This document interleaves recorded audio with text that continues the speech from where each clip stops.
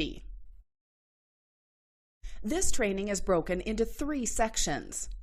Part 1 is a background on the nature of Sharps injuries, the risks of exposure to bloodborne pathogens, and how and where injuries occur.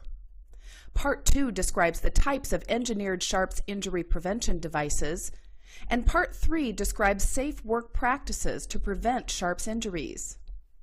This training was developed to remind everyone of the importance of Sharps safety. The concepts are not new, rather meant to bring this important information back into the limelight. Let's get started with Part 1, a background in Sharps safety. Occupational exposure to bloodborne pathogens from needle sticks and other Sharps injuries is a serious problem. The Center for Disease Control estimates each year 385,000 needle sticks and other Sharps-related injuries are sustained by hospital-based healthcare personnel.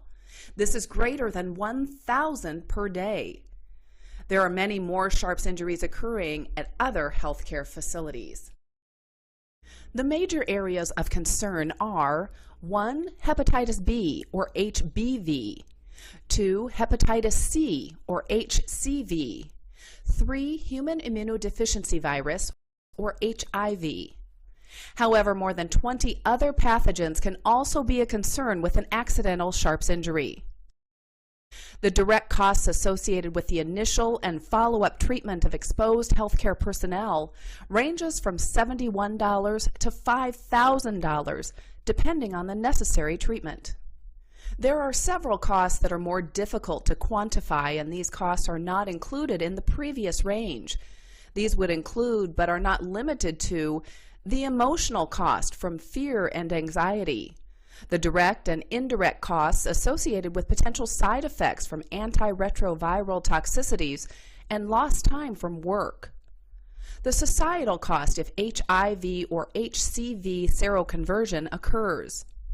If seroconversion of either HIV or HCV occurs, then the costs become very large. The average risk of transmission after an occupational percutaneous exposure varies by the type of bloodborne pathogen.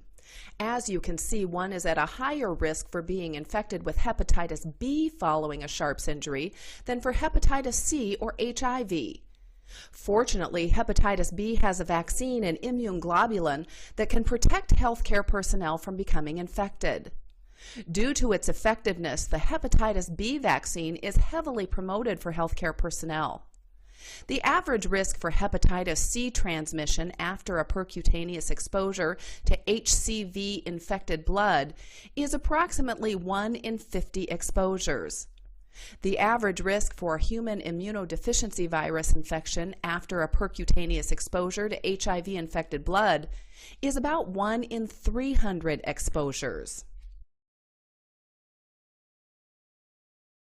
To date, there have been 57 documented cases of occupational HIV transmission to healthcare personnel, and 137 possible cases in healthcare personnel where the source of infection and/or seroconversion could not be definitively determined.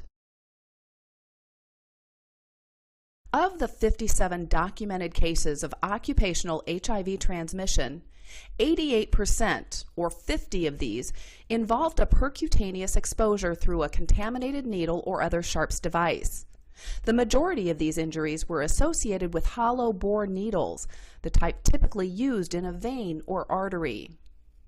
An additional 5 cases were the result of mucocutaneous, or through the skin or mucous membrane, exposures. The route of exposure is unknown for the remaining 2 cases.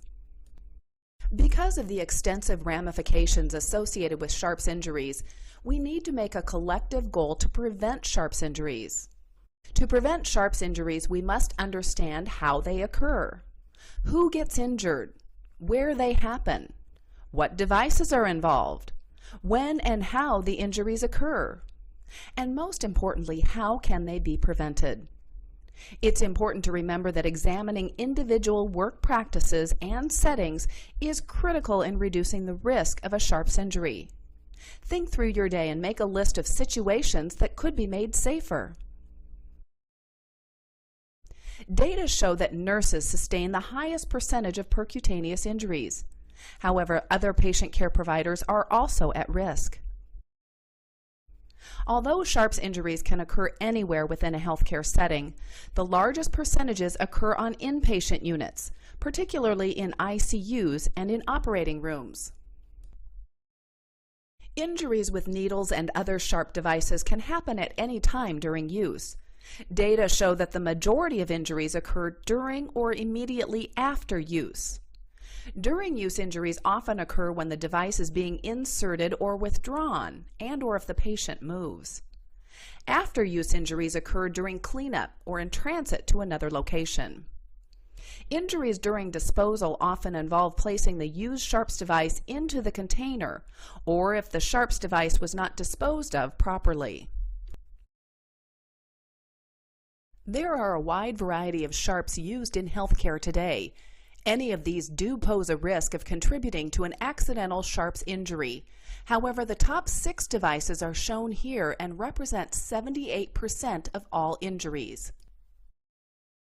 Hollow bore needles are of particular concern because they likely contain residual blood, and this is associated with a higher rate of transmission of a bloodborne pathogen. Hollow bore needles alone account for 56% of all sharps injuries. This slide looks at 10,239 sharps injuries from June 1995 to December 2003. The percentages show a more detailed circumstance about the sharps injury. With needle-free IV systems available now, some of these categories would be eliminated. The same applies to recapping injuries. Many injuries occur after use on the patient, such as during cleanup or in transit to disposal and during disposal. The period of time after use on the patient is critical to examine. Once again, make a list of situations and settings that could be altered to make your workplace safer. Most sharps injuries are preventable. By looking carefully at the details, studies have shown that 64% of sharps injuries with hollow bore needles are preventable. Only use needles when necessary. Use devices with engineered safety features. Follow proper work practices. Properly dispose of sharps. Use verbal announcements when passing a sharps instrument. Hand-to-hand passage can be completely avoided by using a basin or neutral zone. Brainstorm with coworkers to create a safer workplace. This list is simple. Make it a part of your practice.